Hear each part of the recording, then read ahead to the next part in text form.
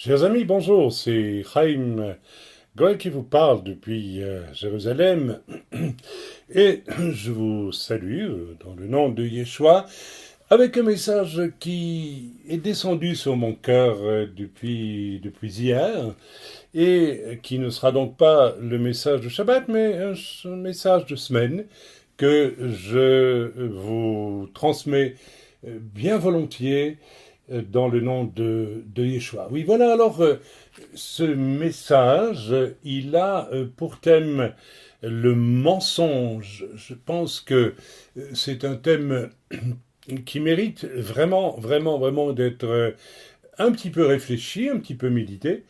Et il est évident que dans la foulée du message que j'ai donné il y a quelques jours sur le thème des loups ravisseurs et des faux prophètes, eh bien, j'ai continué à méditer sur ce principe du mensonge qui est évidemment à la base. Je l'ai démontré la dernière fois chez tout loup ravisseur et chez tout faux prophète, spécialement le loup ravisseur qui, comme je vous l'ai souligné la dernière fois, lorsqu'il veut par exemple, comme cela arrive quelquefois, fabriquer une division et s'il n'a pas d'argument pour justifier aux yeux de ceux qui l'entraînent derrière lui son départ, sa division, eh bien, il lui faut donc inventer littéralement. Alors, bien sûr, il y a toutes sortes je dirais, de facettes, j'allais dire de niveaux, mais ce n'est pas une question de niveau. Je dirais de facettes, de costumes au mensonge. L'on peut partir d'une réalité et l'exagérer, la transformer d'une manière rusée et cela devient un mensonge. On peut inventer carrément quelque chose, on peut interpréter, on peut donner une couleur aux choses couleur qui n'a rien à voir avec ce qu'elles sont. Enfin, vous suivez mon raisonnement. Ce que je veux dire par là, c'est que le mensonge est est une puissance. Et bien au-delà du factuel, au-delà des faits, j'ai été conduit à réfléchir sur la profondeur de la puissance du mensonge et bien entendu, très rapidement, ma méditation m'a conduit vers le père du mensonge qui est Satan. Donc, le menteur est par définition, s'il reste menteur et s'il ne se repent pas, un fils du diable. Donc, c'est quelque chose qui est quand même extrêmement important, et si parmi le peuple de Dieu, l'on trouve du mensonge, eh bien, on doit admettre que si ce mensonge n'est pas réparé et n'amène pas et n'est pas accompagné de repentance, eh bien, on doit considérer que les menteurs sont des fils du diable. Nous allons lire deux passages extrêmement sévères dans l'Écriture concernant finalement le destin des menteurs. Voilà, donc avant d'y venir, j'aimerais quand même aborder un peu plus le mensonge, car comme je vous l'ai dit, j'ai considéré à quel point le mensonge engendre deux choses. Le mensonge se trouve au cœur des religions, de beaucoup. Il y a une part de mensonge, n'est-ce pas, dans les religions. Je ne veux pas rentrer ici dans les détails, mais si vous observez l'émergence de l'Église catholique romaine, eh bien, et son développement et ses doctrines, eh bien, vous allez y trouver du mensonge, beaucoup de mensonges.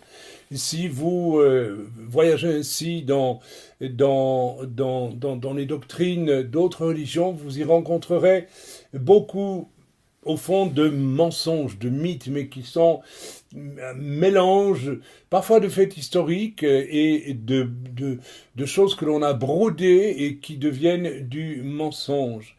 Il y a donc un pandémonium absolument inouï que l'on trouve aussi dans le domaine pseudo-spirituel qui engendre les superstitions, les magies, l'occultisme en tout genre.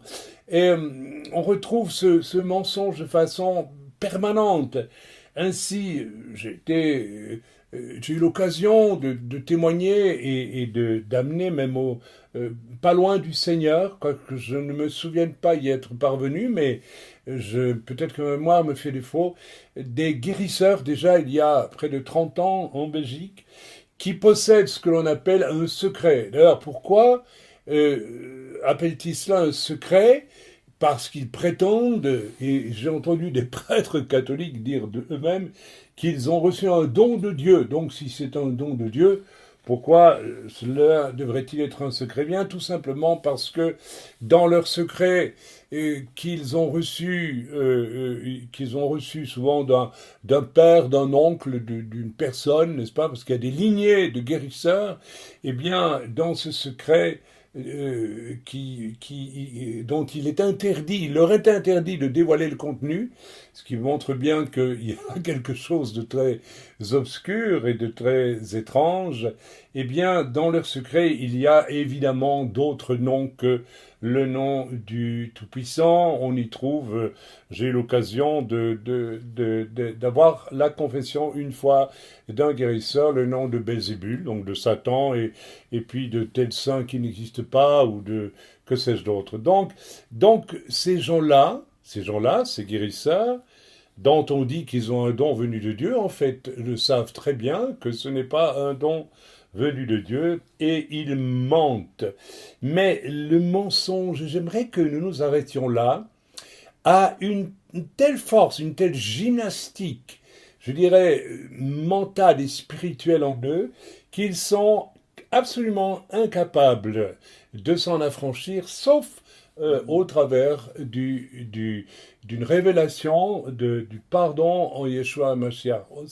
À part le fait du Seigneur entrant dans leur vie, ils sont liés par le mensonge, ils sont intrinsèquement dominés, contrôlés par le mensonge, et ils ne peuvent plus faire autrement que mentir, que perpétuer le mensonge. Il y a donc, en fait, le mensonge est subtilement, profondément, quelque chose qui va finalement lier l'âme au mensonge, donc au diable lui-même, puisque le diable est le père du mensonge, nous dit l'Écriture. Et c'est à cet aspect que j'aimerais m'arrêter, parce que je pense que il y a aujourd'hui, parmi des gens qui se disent croyants, des gens absolument liés par le mensonge, parce qu'évidemment, lorsque l'on a menti d'une façon considérable à un moment donné, parce que l'on poursuit un but, n'est-ce pas, qui est illicite, eh bien, on est lié par ce mensonge, et d'autant plus que on a utilisé le mensonge pour obtenir certaines choses. Vous savez, c'est la vieille stratégie du diable. Le diable, se présentant auprès de Ève, lui dit « Si tu acceptes mon mensonge, à savoir que Dieu vous a raconté des histoires et que vous pouvez devenir semblable à lui, eh bien, voilà, tu auras toi aussi, n'est-ce pas, accès à des choses toutes particulières. » Il y a donc un deal, comme on dit, il y a un deal, et si le diable vient vers moi avec une convoitise, et il me dit, mais pour pouvoir avoir accès à ce que tu convoites, il faut mentir. Eh bien, frères et sœurs, ce piège, semble-t-il, il ne semble pas, il est absolument profondément inscrit dans toute l'histoire de l'humanité, dans toute l'histoire je dirais même de la nature humaine déchue. Alors on le retrouve finalement partout, ce mensonge. On le retrouve dans les religions, on le retrouve en art. J'y viendrai tantôt un peu dans les sciences, où, n'est-ce pas, on cherche absolument à trafiquer, voire à mentir sur les découvertes faites de tels os, de tels squelettes, pour bien démontrer que, eh bien, l'homme est descend du singe et n'a pas été créé. Alors, cela a déjà été démontré plusieurs fois, il y a eu de véritables escroqueries qui ont été démontées à ce niveau. Alors ne parlons pas de la politique, ou bien entendu, puisque la politique, eh bien, c'est, nous dirons, l'estrade du pouvoir que les hommes convoitent. Donc, on y ment beaucoup, beaucoup, beaucoup. Les affaires, c'est aussi un boulevard pour le pouvoir, alors on va y mentir. Et évidemment, on peut retrouver jusque dans l'Église ce besoin de dominer, d'arriver, c'est une forme de politique, ou bien même de créer un univers rutilant, de réussite apparente. Donc, on tombe un peu dans le syndrome affairiste. Alors, concernant les menteurs, eh bien, j'aimerais vous lire deux écritures qui, ma foi, sont qui sont extrêmement sévères. Et je vais donc vous lire ces passages. Voilà, donc en Apocalypse 21, donc tout à la fin de notre Bible, eh bien, nous trouvons, n'est-ce pas, à partir du verset 7, cette annonce.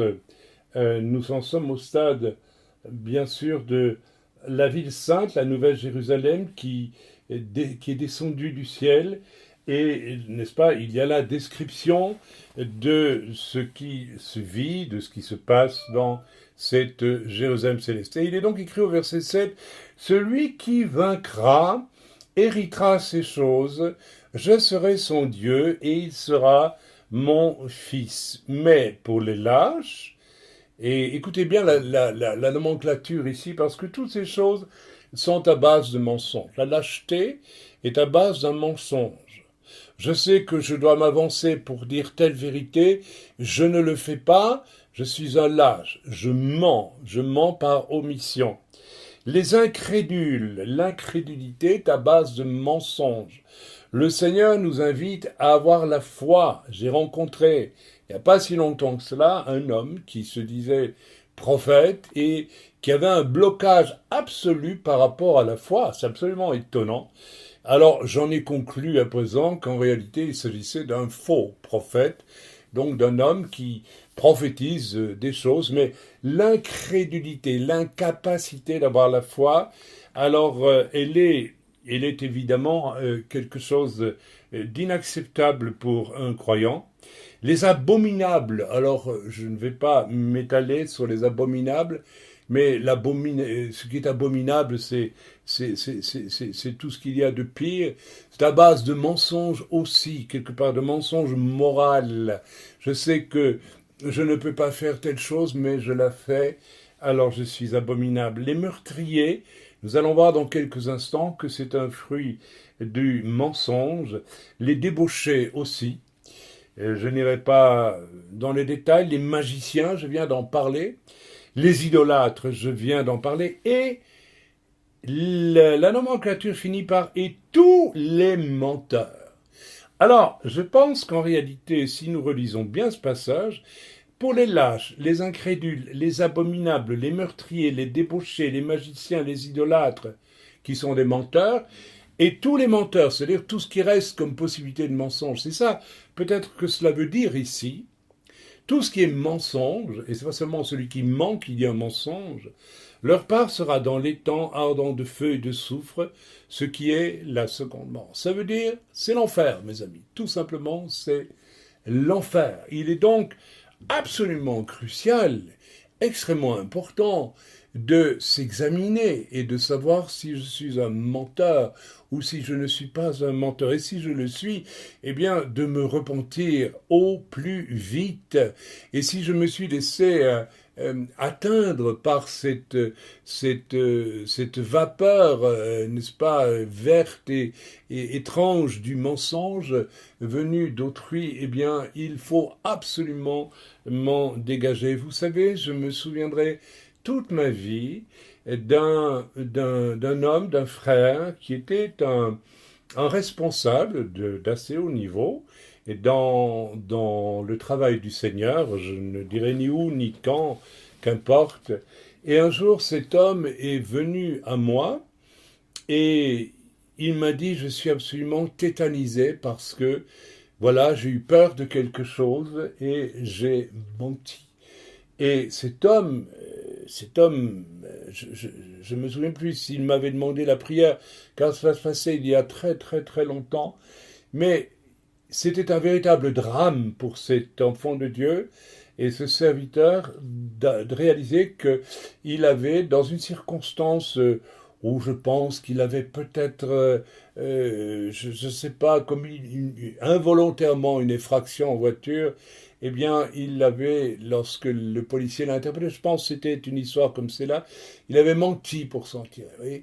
Eh bien, il a été marqué au fer rouge jusqu'à ce qu'il avoue son mensonge. Alors, gloire à Dieu pour celui qui se repent, mes frères et sœurs, quand le menteur ne se repent pas, eh bien, on peut se demander si la force, la puissance du mensonge ne l'a pas enchaîné à un tel point que peut-être il ne pourra plus se repentir, et je ne le souhaite à personne, bien entendu. Si nous continuons la lecture du chapitre 21 d'Apocalypse dans la Jérusalem céleste qui est décrite au cours des versets précédents, on lit au verset 26 « On y apportera la gloire et l'honneur des nations ». Alors, frères et sœurs, ça signifie que, n'est-ce pas, nous sommes là, après le millénium, n'est-ce pas, dans un moment très particulier où... Oh, pardonnez-moi, attendez. Non, on est là dans un moment particulier où l'honneur des nations et la gloire des nations sera apportée. Alors, je ne vais pas m'étaler sur ce que signifie l'honneur et la gloire des nations ici, mais quand il s'agit d'honneur et de gloire, eh bien, il n'y a certainement pas place pour le mensonge. Il n'entrera chez elle, donc dans la Jérusalem céleste, rien de souillé, ni personne qui se livre à l'abomination et au mensonge. Il n'entrera que ceux qui sont écrits dans le livre de vie de l'agneau. Mes amis, cela signifie que, selon ces deux passages, eh bien, ce que nous pouvons imaginer facilement et qui est en réalité, eh bien, il n'y a pas de place auprès du Seigneur, dans la Jérusalem céleste, auprès de Dieu, pour les menteurs.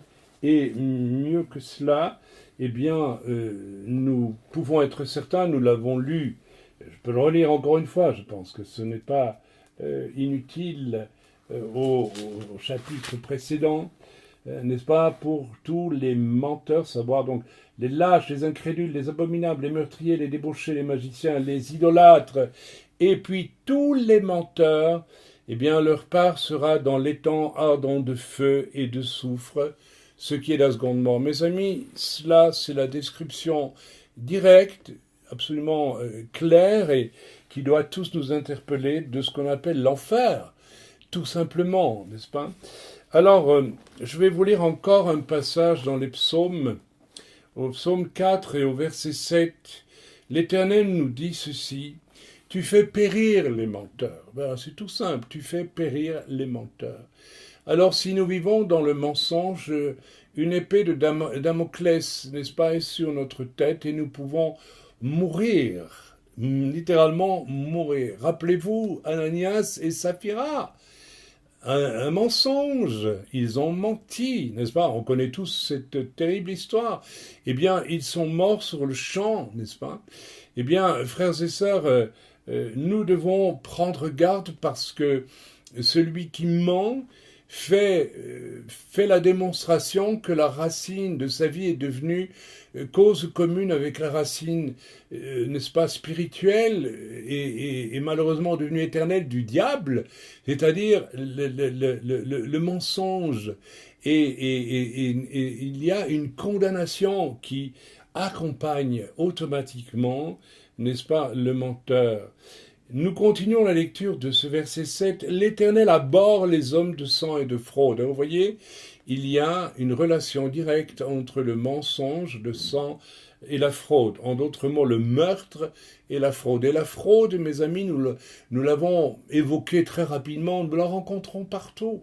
Nous la rencontrons dans la politique, nous la rencontrons dans l'art, dans les sciences, la fraude se trouve partout. Ça veut pas dire pour ça que tout ce qui est science est fraude, ni tout ce qui est art est fraude, ni tout ce qui est, je ne sais pas, politique est fraude.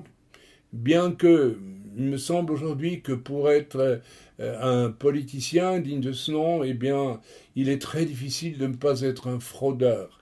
Mais voilà, voilà, ok, donc l'Éternel abhorre les hommes de sang et de fraude, il fait périr les menteurs. Alors, frères et sœurs, j'aimerais que nous soyons vraiment attentifs à ces choses. Je vous l'ai dit, le mensonge n'est pas seulement le mensonge, il conduit à tant de choses, il conduit à la jalousie. Vous savez, il conduit aussi au meurtre. Hein.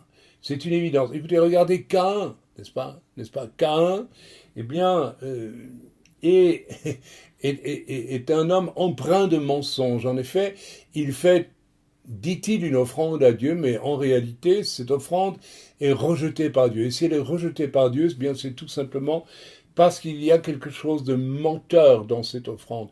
Et selon mon étude toute personnelle, je tiens à le signaler, eh bien, d'autres disent simplement, c'était, n'est-ce pas, au fond, une espèce d'auto-offrande, puisqu'il présentait les fruits de son travail à l'Éternel. Moi, je vais plus loin que cela, et je pense qu'il s'agissait, n'est-ce pas, d'une offrande, peut-être voire, comme on le dit aujourd'hui, mais moi je ne crois pas du tout à ce genre d'explication, ou plutôt je n'en veux pas, car elle renforce le mensonge, c'est-à-dire une offrande qu'on pourrait dire inconsciente à sa mère.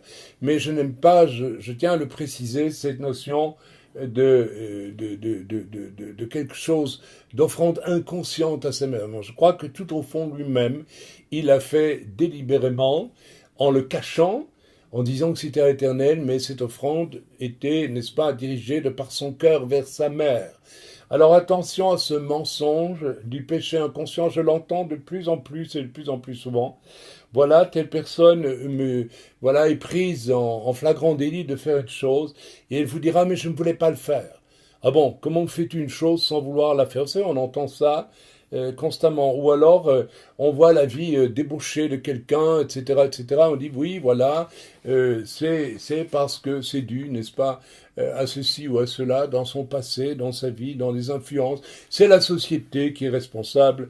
On connaît tous ce discours, et c'est un mensonge, car au moment de passer à l'acte, même s'il y a des puissances extrêmement fortes pour me pousser à le faire, je peux toujours dire non, ou je puis dire oui. Et je sais très bien, tout être sait quand il commet le mal. Ne venez pas me dire, à part les enfants, qui jusqu'à un certain âge ne sont pas vraiment capables de faire ce choix ou de discerner, eh bien, un adulte est toujours conscient quand il fait le mal, il le sait, il le ressent. Donc, le mensonge conduit à la jalousie, à l'envie, n'est-ce pas? Parce que si c'est très subtil. Si je n'accepte pas ma place telle qu'elle est, elle m'est donnée, par exemple, je vais automatiquement envier la place de quelqu'un d'autre. Il y a une relation entre les deux, n'est-ce pas? Il y a beaucoup de gens jaloux qui tuent, qui détruisent autrui par la calomnie, par exemple, eh bien, sont simplement des gens qui démontrent qu'ils ne veulent pas se suffire, s'accepter tels qu'ils sont, et s'il y a des limites qui sont mises à leur existence, dans leur épanouissement, ils peuvent peut-être admettre que c'est eux-mêmes qui ont créé ces limites, par la paresse, par, je ne sais pas, toutes sortes de choses. Ceci dit, en Christ, j'aimerais faire cette parenthèse. Tout ce que j'ai raté jadis par ma négligence, ma paresse, le péché avant de connaître le Seigneur, eh bien, si l'on est vraiment né de nouveau, le Seigneur va nous le rendre. Le Seigneur va permettre que nous vivions, parfois en raccourci, des choses, une qualité de choses qui correspond en positif à ce que nous avons raté avant de connaître le Seigneur. Et je me pose la question ici, à partir de là, comment se fait-il que les chrétiens soient jaloux d'autrui? Frères et sœurs, nous avons réfléchi, mon épouse et moi, j'ai 67 ans, je vais vers mes 68 ans, mon épouse en a un peu moins par délicatesse, je ne dirai pas son nom, mais nous avons réfléchi à bien des déconvenues, des aventures très difficiles que nous avons vécues, et sans forfanterie aucune, nous avons tout simplement considéré que nous avons été naïfs en ne nous rendant pas compte que très souvent c'était la jalousie qui a, à notre égard, qui a déclenché, n'est-ce pas, certaines des persécutions intramuros les plus cruelles, les plus farouches. Le mensonge conduit aussi à la rébellion, bien sûr, évidemment, bien évidemment. Si je n'accepte pas ce qui m'est donné, je me rebelle, n'est-ce pas? Et nous venons de le voir il y a quelque temps de façon flagrante avec un loup ravisseur qui, n'est-ce pas, n'a plus accepté la position pourtant extrêmement bénie que Dieu lui donnait et dans le cadre de notre œuvre et qui a préféré se rebeller et donc avec les fruits que l'on sait. Il y a fatalement le mensonge à la base de ça. Le mensonge conduit évidemment au mépris des lois de Dieu. Ça, c'est très profond et c'est évident. Je suis frappé en 30 et bientôt 5 années de ministère de voir à quel point, tout milieu confondu dans le monde évangélique francophone, il est absolument presque impossible de voir respecter les lois de Dieu au niveau du péché d'autrui ou au niveau de la calomnie de la médisance. C'est absolument hallucinant de le voir. L'Écriture dit, si tu vois ton frère qui pêche, eh bien, va, reprends-le entre toi et lui. Ainsi, tu es vrai, tu seras vrai. Et tu lui donnes une vraie occasion de se repentir. Le duo que tu construis à ce moment-là avec eux est un duo extraordinaire, c'est un duo de grâce, c'est un duo qui est voulu de Dieu pour rattraper à temps celui qui s'égare et le ramener dans la lumière, loin du mensonge, loin du péché. Eh bien, cette simple injonction biblique est absolument, d'une façon monstrueuse, très souvent, méprisée, rejetée, au profit de quoi? Eh bien, au profit, n'est-ce pas, d'une espèce de choses extrêmement malsaines qui provient de la lâcheté. Rappelez-vous, la lâcheté est un mensonge qui m'interdit d'aller trouver la personne, mais pour lui parler de son péché, mais qui va m'autoriser, entre guillemets, à le raconter tout autour de moi pour, n'est-ce pas, voilà. Donc, je deviens meurtrier à ce moment-là, voyez-vous. Et ce mépris des lois de Dieu, il est absolument considérable aujourd'hui dans le corps de Christ. N'est-ce pas? Le mensonge conduit aussi à la trahison, n'est-ce pas? Et à l'ingratitude. Et je n'ai pas besoin de vous le dire, la trahison, eh bien, ça existe et nous l'avons vu encore récemment d'une façon absolument fantastique. Et l'ingratitude, oui, la gratitude ne fait jamais partie de la philosophie, je dirais, ou bien philosophie, pouvons-nous dire spirituelle, du menteur. Jamais, jamais, jamais. Et bien sûr, le mensonge conduit à la calomnie. Voilà, bien sûr, car le diable est le père du mensonge. Vous savez, le mensonge est quelque chose qui habite l'humanité entière, mais comme nous sommes francophones, je vais peut-être que pour nous, francophones, que nous soyons belges, suisses, français, canadiens, Paris et la France sont fatalement un phare, un centre, et nous devons admettre que notre culture française, francophone, est marquée, est profondément marquée par le mensonge. Je ne prends que l'exemple de la Révolution française qui est un mensonge, un extraordinaire mensonge, puisque je vais aborder ici un des aspects de ce mensonge pendant cette révolution, et ce n'en est qu'un, puisqu'il était question à la Révolution de prendre les richesses, n'est-ce pas, à l'Église, au roi, à la noblesse, et de les distribuer si on les prend, n'est-ce pas, à ces gens qui les ont accumulés injustement durant des siècles, bien que là aussi il y aurait beaucoup de choses à dire, car tout riche n'est pas nécessairement un malhonnête et tout pauvre n'est pas nécessairement un homme honnête, loin s'en faut, croyez-moi, mon expérience. Donc il était sous-entendu, il était, comment je dire, implicite que de faire la révolution pour prendre les richesses au roi, à l'église, à la noblesse, était pour le donner aux pauvres. Eh bien, pas du tout, puisque nous connaissons tous l'histoire des biens nationaux, de la vente des biens nationaux. On a confisqué les biens, n'est-ce pas, à l'église, etc., à la noblesse, que sais-je, et on les a mis en vente. Et qui a pu acheter ces biens? Eh bien, ce ne sont pas les 90%, les 90 et plus de pourcents de paysans qui peuplaient la France à l'époque, mais c'est une infime partie de la population qui avait quelques moyens et qui s'est empressée, n'est-ce pas, de racheter un maximum de ces biens nationaux.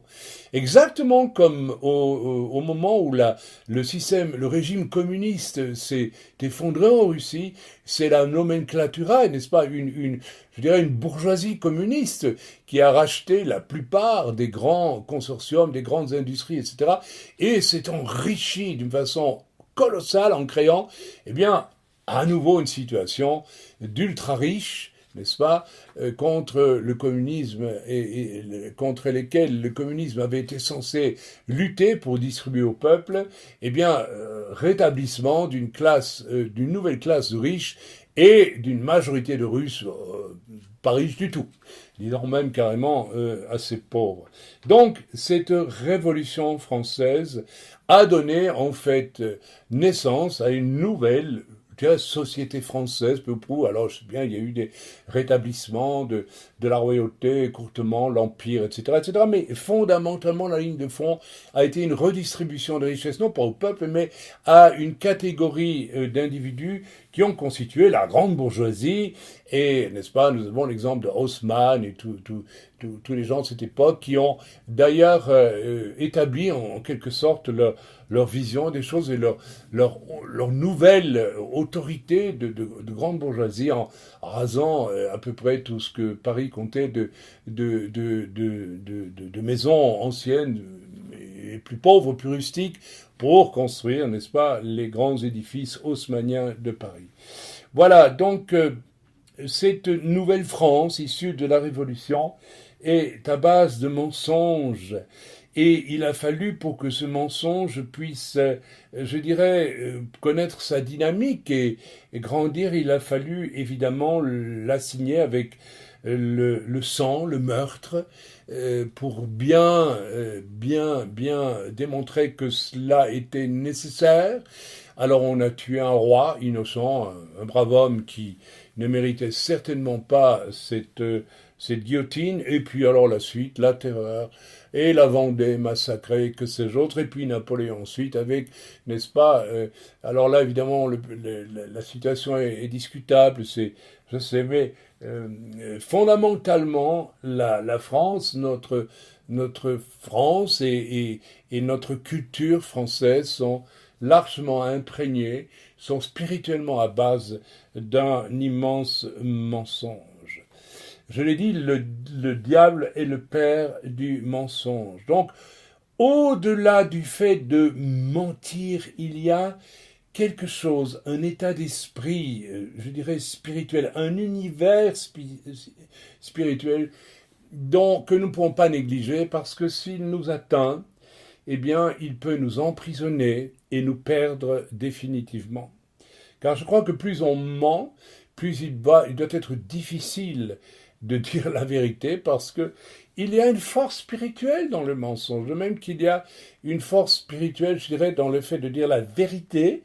La vérité me délivre, le mensonge m'emprisonne. Le mensonge est ténèbres, la vérité est lumière. Et ces choses sont n'est-ce pas, représentent une force spirituelle qui ou nous enferme, ou nous libère, ou nous oblige à nous dissimuler toujours plus, ou nous permet d'être tout simplement ouverts et au grand jour. Il y a donc quelque chose qui vient là, disons-le tout net, du diable et que nous ne devons pas négliger. C'est celui d'un être créé numéro 2. Alors, allez voir, s'il vous plaît, je l'ai relu brièvement ces dernières heures, eh bien, le livre Inséparable, n'est-ce pas, qui est intitulé aussi les numéros 1, pardonnez-moi, je suis enrhumé, donne les principes et les numéros 2 les magnifie. Le diable, qui s'appelait Lucifer, porteur de lumière, s'il vous plaît, fut créé numéro 2 pour magnifier par la louange la gloire, la beauté, n'est-ce pas, absolument extraordinaire de son Dieu, du Dieu créateur de l'univers. Ce numéro 2 fut menteur en ce qu'il il renia à un moment donné, vous voyez, sa qualité numéro 2. Il ne se contenta pas de ce qu'il avait. Et pourtant, c'était extraordinaire. Il y a à la racine du mensonge, vous allez toujours trouver une personne qui, quelque part, a perdu la trace de ce qu'elle est, de sa position, ou est en rébellion, d'une façon ou d'une autre, contre l'ordre de Dieu. D'une façon ou d'une autre. Je ne vais pas rentrer dans les détails ici, mais si vous voyez des gens à problème, alors c'est pour cela que je suis entré dans une période de grande réflexion par rapport au fait de recevoir énormément de mails, et je les reçois toujours, de gens qui me demandent de l'aide, parce que finalement, j'ai réalisé malgré tout que beaucoup de personnes ne trouvent pas d'issue à leurs problèmes, parce que quelque part à la base, vous allez toujours découvrir, je ne dis pas que c'est le cas de tout le monde, mais c'est le cas de beaucoup, vous allez toujours trouver à la base quelque chose de menteur. Et frères et sœurs, il faut absolument se résoudre à être, n'est-ce pas, si nous sommes venus au Seigneur ou si nous y venons, à être absolument radicaux. N'est-ce pas? Personnellement, j'ai réalisé tout au début de ma conversion qu'il y avait quelque chose qui ne fonctionnait pas dans ma vie, parce qu'il y avait des choses que, voilà, dont je n'arrivais pas à me défaire, tout simplement. Voilà, donc je l'ai créé à Dieu. Je ne me suis pas contenté de demander à un serviteur de m'aider, comment dire, d'améliorer les choses, que sais-je. Non, je me suis adressé directement à mon Père dans les cieux en lui disant: il faut que tu m'aides, il faut que... Et la réponse est venue instantanément de la part du Seigneur. Frères et sœurs, je ne rentrerai pas dans les détails ici, mais je veux dire, si beaucoup d'entre nous, si nous avions un caractère moins menteur, moins malhonnête, lorsque nous voyons que dans nos vies, quelque chose ne fonctionne pas, et que nous pensions, j'ai besoin de ceci, j'ai besoin de délivrance, j'ai besoin de conseils, etc., eh bien, si nous cessions d'avoir cet état d'esprit, mais que nous commencions par avouer à l'Éternel nos transgressions et désirer la délivrance, eh bien, le Seigneur le ferait bien plus rapidement. Et donc, voilà, en ce qui concerne donc le diable, Lucifer, ce numéro 2 fut menteur en ce qu'il renia sa qualité de numéro 2, prétendant devenir lui un numéro 1, c'est-à-dire prendre la place de Dieu. Et il est obligé, donc c'est un mensonge, il est obligé de continuer à le croire, ce mensonge. C'est ça qui est terrible. Et sinon, que deviendrait-il depuis sa chute? Je ne sais pas si vous captez avec moi la signification de ce que je viens de dire. C'est-à-dire qu'il est obligé, depuis qu'il a menti, qu'il a renié sa place pour accéder au mensonge, qu'il pouvait prendre celle de celui qu'il a créé, et bien sûr, il a échoué dans sa tentative, mais que peut-il encore faire, puisqu'il a donné accès au mensonge? Il est devenu, je dirais même, le mensonge incarné d'une certaine façon. Peut-être c'est pas juste ce que je dis, mais en tout cas, c'est le père du mensonge. Il est devenu le grand professionnel du mensonge. Et il ne peut plus rien faire d'autre que mentir. Donc, le diable, comme nous le dit l'Écriture, est le père du mensonge, c'est le menteur par excellence. La dynamique des menteurs que je rencontre quelquefois, les rebelles, les loups ravisseurs, les gens qui créent des divisions avec l'arme du mensonge, et non pas parce qu'il y aurait matière éventuellement. Parce qu'après tout, vous savez, si vous êtes insatisfait dans une église pour telle et telle chose, mais allez trouver, n'est-ce pas, vos responsables, vos pasteurs, vos anciens, et dites-le leur. Pourquoi ne le leur dites-vous pas? Allez leur dire calmement, aimablement, etc. S'il y a vraiment des fausses doctrines, allez en parler à vos responsables. Et ce n'est que vraiment si ceux-ci refusent de mettre les choses en ordre, eh bien, que vous avez la possibilité de demander à Dieu de vous ouvrir une porte ailleurs. Mais, ok, j'ai remarqué dans la dynamique des menteurs, des rebelles, des loups ravisseurs, eh bien, j'ai constaté le même engrenage que celui de Satan, car il y a une force dans le mensonge qui vient du diable et qui l'oblige, lui, à continuer à être menteur. Et cette force, il veut vous l'appliquer, mes amis. Si vous commencez à céder au mensonge, surtout pour obtenir quelque chose, eh bien, vous êtes exactement dans la dynamique du diable qui, désirant obtenir le trône de Dieu, s'est fait menteur pour l'obtenir, a menti, n'est-ce pas, a voulu détrôner Dieu. On ne peut pas détrôner Dieu. Et frères et sœurs, ceux que vous cherchez peut-être à détrôner en vous armant du mensonge, vous ne pourrez pas les détrôner. Vous pourrez leur nuire, vous pourrez les faire souffrir, peut-être. Mais d'une façon comme d'une autre, comme nous dit l'Écriture, nous allons lire tantôt, le mensonge est toujours, un jour ou l'autre, dévoilé. Donc, frères et sœurs, nous devons fuir le mensonge pour nous-mêmes et le fuir peut-être encore plus s'il y a le moindre indice, le moindre doute qu'il se présente à nous à travers autrui. Je vous rappelle que le mensonge que le diable a relâché auprès d'Ève a enclenché une chute inéluctable. Amen. Alors, je l'ai déjà dit, mais je le redis, la force, le poison puissant du mensonge, et il n'a pas fallu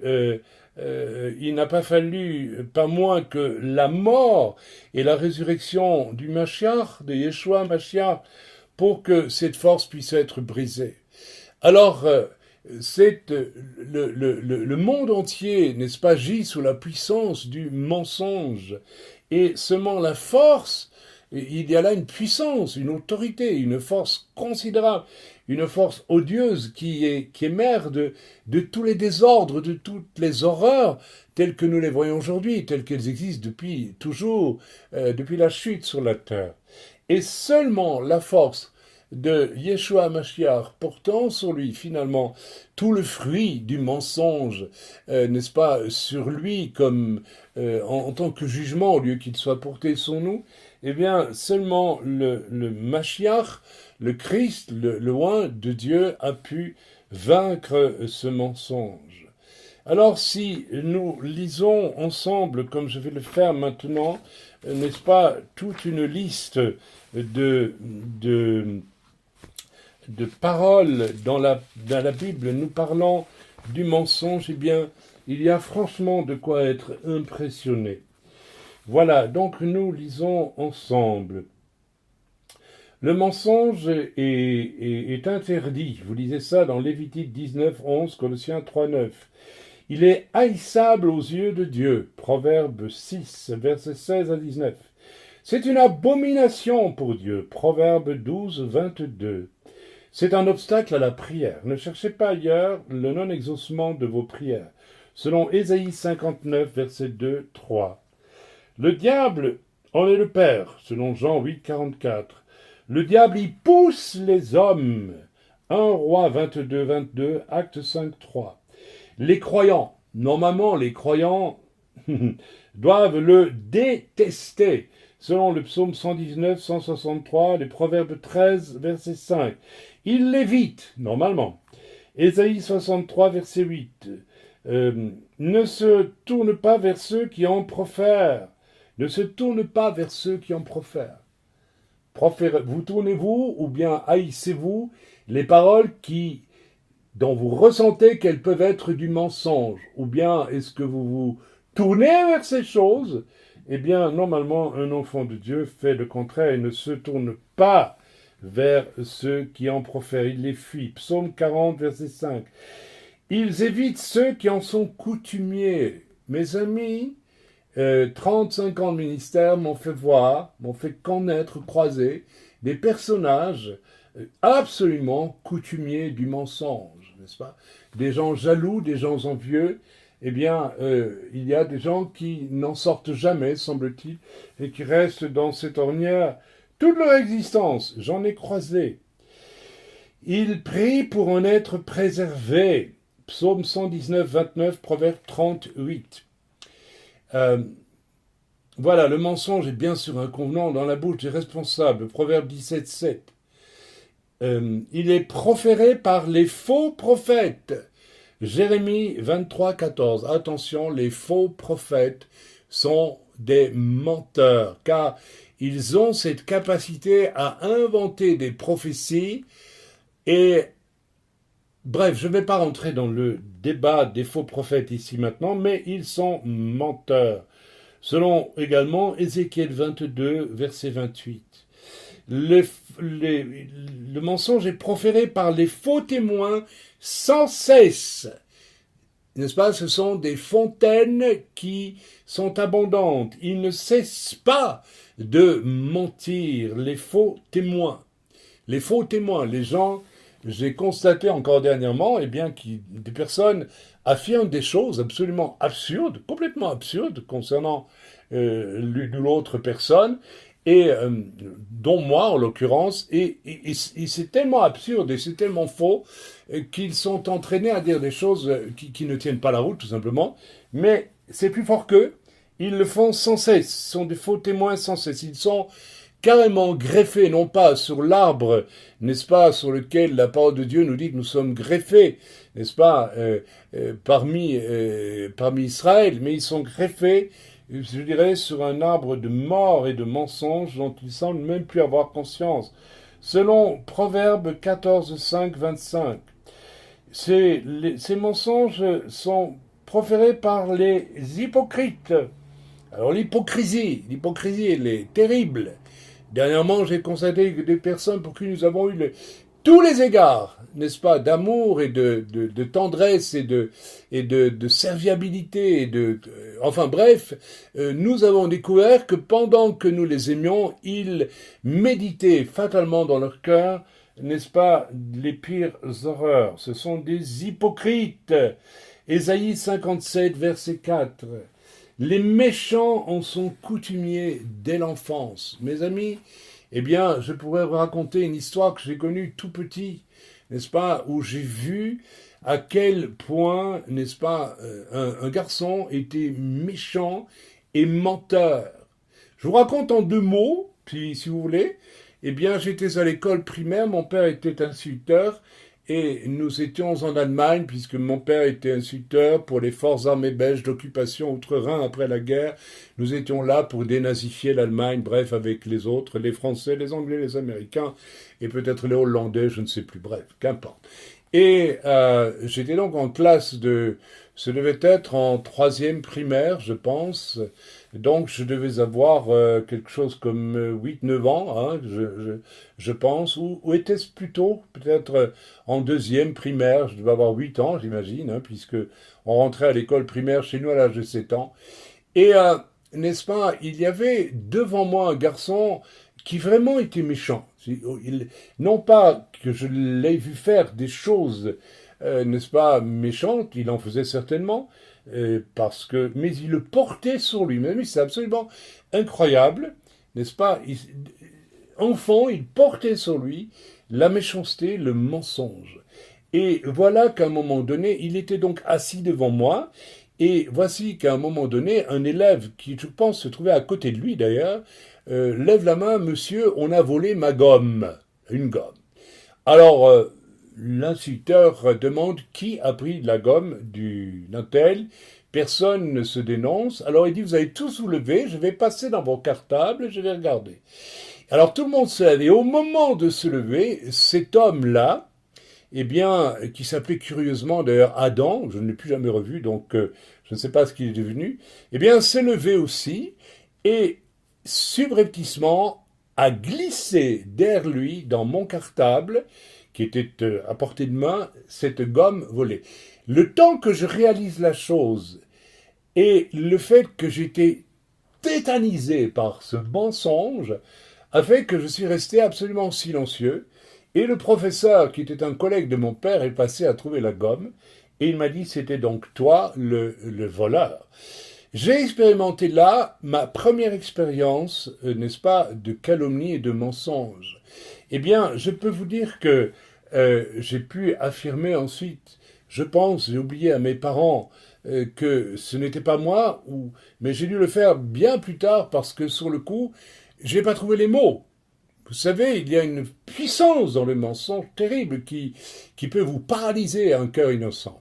Et nous devons faire attention à cela parce que, au-delà du mensonge, n'oublions pas, il y a beaucoup de choses. Il y a la convoitise, il y a l'hypocrisie, il y a le meurtre possible. Et, n'est-ce pas, qu'un en est une démonstration. Donc les méchants en sont coutumiers dès l'enfance. Psaume 58, verset 4. Ils s'y complaisent, psaume 52, 5. Ils trouvent leur plaisir, s'il vous plaît, les méchants, dans le mensonge. Psaume 62, 5. Ils le recherchent, ils recherchent le mensonge, ils aiment le mensonge. Et j'en suis convaincu après tout ce que j'ai vu, croyez-moi. Psaume 4, verset 3. Ils préparent leur langue, vous vous rendez compte, ils y préparent leur langue, ils aiguisent leur langue, ils savent quel mot employer. Jérémie 9, 3 à 5. Ils le profèrent, bien sûr, psaume 7, 15. Ils y prêtent attention, proverbe 17, 4. C'est une des caractéristiques de l'apostasie. Le mensonge est une caractéristique de l'apostasie. Donc, ceux qui mentent sont ceux qui participent de l'apostasie. Ce sont des chrétiens apostasiés ou en voie d'apostasie. 2 Thessaloniciens 2, 9, 1 Tite 4, 2. Le mensonge mène à la haine, selon Proverbe 26, 28. À l'amour des conversations impures. Oui, et cela aussi, je l'ai vérifié dernièrement lors d'une division. Il y avait, n'est pas bien oui, l'amour des conversations impures que l'on m'a caché et que j'ai découvert et qui a été l'occasion d'un clash, n'est-ce pas, de la part au fond de personnes qui étaient des loups ravisseurs. Le mensonge est souvent accompagné de crimes grossiers, et ça, c'est exact. La folie de cacher la haine par lui, Proverbe 10, 18. Vanité d'obtenir ainsi des richesses, oui, on peut obtenir des richesses par le mensonge. Le mensonge sera toujours découvert, Proverbe 12, 19, n'est-ce pas? La cause d'exclusion du ciel, le mensonge est une cause d'exclusion du ciel. Apocalypse 21, 27, 22, 15. Donc Apocalypse 21, 27 et 22, 15. Nous l'avons lu tantôt. N'est-ce pas? Le menteur est coupable et jeté dans la géhenne. Apocalypse 21, verset 8. Les châtiments qu'il entraîne, le mensonge. Psaume 5, 7, 123, 4. Je vous laisse lire tout cela. Le Proverbe 19, 5 et Jérémie 50, 36. Alors voilà, je ne vous en dis pas plus, mais vous en avez bien assez. Si vous avez la même Bible que moi, en ce moment, j'en utilise plusieurs, mais là j'utilise la John MacArthur, bien que je ne participe pas de ces doctrines contre le Saint-Esprit et les dons du Saint-Esprit aujourd'hui et des ministères aujourd'hui. Mais enfin, c'est une excellente Bible par ailleurs. Donc vous pouvez, à la rubrique mensonges, reprendre toutes ces lectures et les lire calmement chez vous. Voilà, je voulais simplement, je voulais vous parler de cette chose terrible qu'on appelle le mensonge et vous encourager vraiment à vous repentir si cela est nécessaire et à cesser d'abord de vous mentir, n'est-ce pas, et de peut-être chercher toutes sortes de béquilles, n'est-ce pas, autour de vous, parce que vous mentez d'abord et avant tout à vous-même. Vous ne voulez pas avouer à Dieu vos transgressions, vous ne voulez pas avouer à Dieu votre obsession sexuelle, vous ne voulez pas avouer à Dieu vos compromis, votre rébellion, votre violence et ceci et cela, que sais-je d'autre. Vous préférez, n'est-ce pas, vous dire je vais passer par un serviteur, et en cela, vous êtes victime aussi du diable qui est un menteur. menteur, parce que je vais aller très loin dans ce que je veux dire. Le diable, bien sûr, utilise votre manque de courage, parfois, pour, n'est-ce pas, occuper le terrain d'autrui, voire de serviteurs. Cela, j'en suis absolument convaincu, car lorsque je fais, n'est-ce pas, le travail que j'ai fait en l'année 2015 pour certains groupes entiers, n'est-ce pas, et avec vraiment un travail en profondeur pour essayer d'amener ces gens sur les positions saines et bibliques, saintes et bibliques, et voir à quel point le mensonge a eu facilement accès à ces personnes, je me dis que peut-être pour certains d'entre eux, pas pour tous, eh bien, ils ont été utilisés, n'est-ce pas, tout en se disant chrétiens, pour être des gens qui vous font perdre votre temps. Ceci m'a conduit et me conduit en ce moment même dans une profonde réflexion, n'est-ce pas, sur la manière de fonctionner à ce sujet. Alors, frères et sœurs, si vous êtes ce genre de menteur qui ne veut pas, n'est-ce pas, reconnaître devant Dieu ses fautes et qui cherche à les améliorer en quelque sorte, eh bien, arrêtez cela tout de suite. Et je peux vous dire que moi, jeune chrétien, en proie à des difficultés, eh bien, j'ai simplement crié à Dieu mon échec, mes difficultés, et Dieu instantanément a répondu, a donné des solutions. Voilà, je ne dis pas que vous ne devez pas demander de l'aide, puisque moi-même j'en ai demandé au début de ma conversion, mais commencez, s'il vous plaît, par crier à Dieu, et Dieu pourra vous répondre. Il le fera d'une façon ou d'une autre. Ceci dit, si vous êtes de ces menteurs, de ces personnes qui aiment le mensonge, qui cherchent le mensonge, qui aiguisent leur langue, leur vocabulaire pour le mensonge, qui se tournent vers les menteurs, qui aiment, enfin bref, tout ce que je viens de décrire en le lisant, n'est-ce pas, en lisant toute cette nomenclature de versets concernant le mensonge, si vous participez à cet univers, je vous en supplie, eh bien, sortez de là une fois pour toutes. Et si vous êtes entouré de menteurs, eh bien, fuyez-les, n'est-ce pas? Si vous êtes entouré de choses qui peuvent être des mensonges et que vous n'avez même pas la certitude, eh bien, puisque vous n'avez aucun intérêt à les écouter, eh bien, fuyez-les, dites non, tout simplement. Faites mieux que cela, plaidez pour l'innocence probable de ceux contre qui, n'est-ce pas, on se répand en mensonges. J'aimerais peut-être terminer en vous lisant, pourquoi pas, le psaume 12 que des personnes ont reçu, n'est-ce pas, en priant pour moi, et je vais vous le lire peut-être, il est court, pour clore ce shiur de cet après-midi. Donc voilà. Au chef des chantres sur la harpe à 8 cordes, psaume de David. Sauve Éternel, car les hommes pieux s'en vont. Les fidèles disparaissent entre les fils de l'homme. On se dit des faussetés les uns aux autres. On a sur les lèvres des choses flatteuses. On parle avec un cœur double. Que l'Éternel extermine toutes les lèvres flatteuses. La langue qui discourt avec arrogance. Ceux qui disent nous sommes puissants par notre langue. Eh oui. Nous avons nos lèvres avec nous. Qui serait notre maître? Parce que les malheureux sont opprimés et que les pauvres gémissent. Maintenant, dit l'Éternel, je me lève, j'apporte le salut à ceux contre qui l'on souffle. Les paroles de l'Éternel sont des paroles pures, un argent éprouvé sur terre au creuset, et 7 fois épuré. Toi, Éternel, tu les garderas, tu les préserveras de cette race à jamais. Les méchants se promènent de toutes parts quand la bassesse règne parmi les fils de l'homme. Voilà, j'avais à cœur de suivre avec un deuxième court enseignement qui a quelque chose à voir avec le mensonge, mais le temps m'est compté, il faut que je me rende, n'est-ce pas, à notre centre pour la réunion de prière. Je suis en retard, mais j'étais très heureux d'enregistrer ce shiur avec vous. S'il vous plaît, aimons ce qui est vrai, fuyons le mensonge, aimons la lumière et fuyons les ténèbres, faisons-le avec un cœur d'enfant. Le Seigneur a dit, si vous ne devenez pas comme des enfants, vous n'entrerez pas dans le royaume des cieux. Je vous souhaite devenir comme des enfants et de trouver ou retrouver toute l'innocence perdue si vous l'avez perdue. Et je sais que beaucoup qui vont écouter ce show ont perdu leur innocence et elle est retrouvable en Jésus-Christ de Nazareth, en Yeshua HaMashiach. Il a payé pour cela aussi à votre place. Encore faut-il avoir le courage de le lui avouer et puis de faire ce qu'il vous dira de faire. Soyez bénis en Yeshua, soyez vraiment bénis dans le bon nom de Yeshua. Amen, ve amen, ve amen. 3 fois amen. Je vous aime tous. Amen.